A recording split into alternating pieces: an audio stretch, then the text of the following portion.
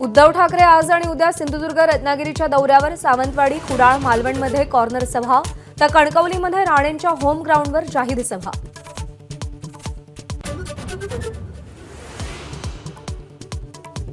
आरक्षण मिळालं मग पुन्हा उपोषण का? मंत्री छगन भुजबळांचा मनोज जरांगेंना सवाल। मराठ्यांच्या नेत्याला अध्यादेश आणि अधिसूचनेतला फरकही कळत नाही, भुजबळांची टीका।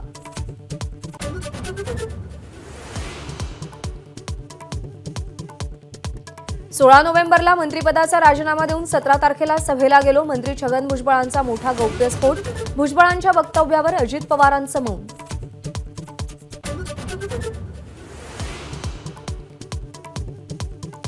मुंबईच्या अनेक भागात रोहिंग्या आणि बांगलादेशींची घुसखोरी, शासकीय जमिनी बळकावत मदरसे बांधण्याचा प्रकार, नितेश राणेंचा खळबळजनक आरोप।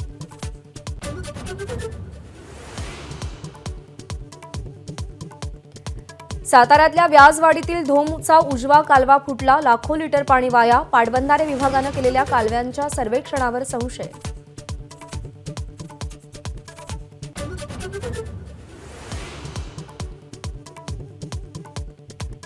दक्षिण अमेरिकेतील चिली देशात जंगलाला भीषण आग, आगीमध्ये 46 जणांचा मृत्यू झाल्याची माहिती, तर 1100 पेक्षा जास्त घरं जळून खाक।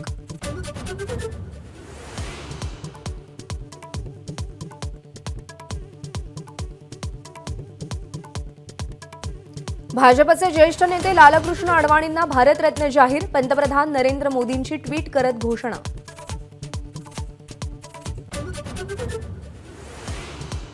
जम्मू काश्मीरमध्ये जोरदार बर्फवृष्टी, श्रीनगरमध्ये बर्फाची चादर, दैनंदिन व्यवहार आणि वाहतुकीवर मोठा परिणाम।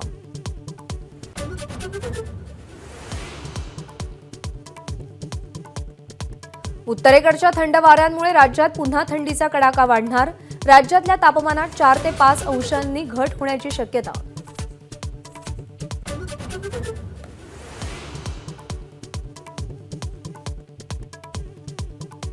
बुमराच्या 6 विकेट्समुळे विशाखापट्टणम कसोटीत भारतानं इंग्लंडला 253 वर रोखलं, दुसऱ्या दिवसाअखेर बिनबाद 28 ची मजल, भारताच्या खात्यात 171 ची आघाडी।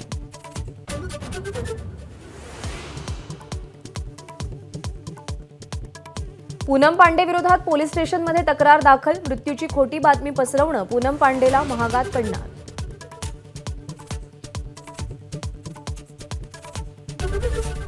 एबीपी माझा, उघडा डोळे बघा नीट।